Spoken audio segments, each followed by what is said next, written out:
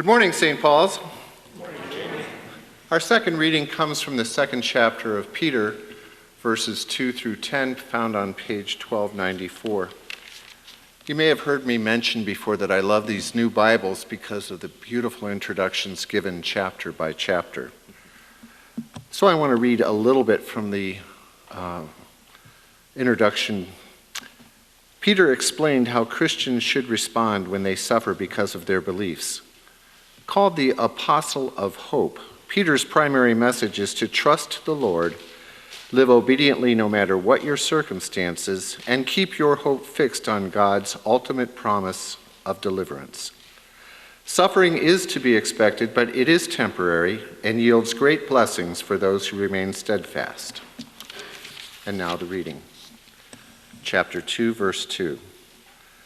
Like newborn infants, long for the pure spiritual milk, that by it you may grow up into salvation, if indeed you have tasted that the Lord is good.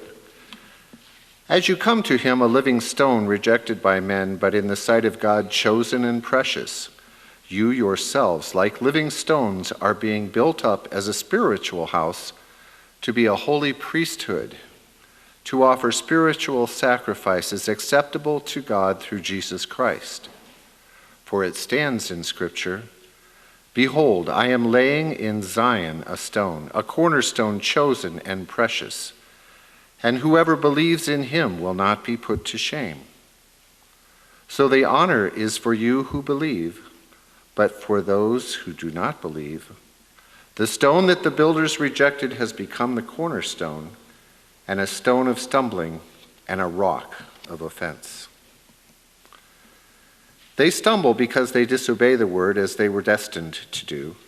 But you are a chosen race, a royal priesthood, a holy nation, a people for his own possession, that you may proclaim the excellencies of him who called you out of darkness into his marvelous light. Once you were not a people, but now you are God's people. Once you had not received mercy, but now you have received mercy. This ends the reading. Thanks be to God.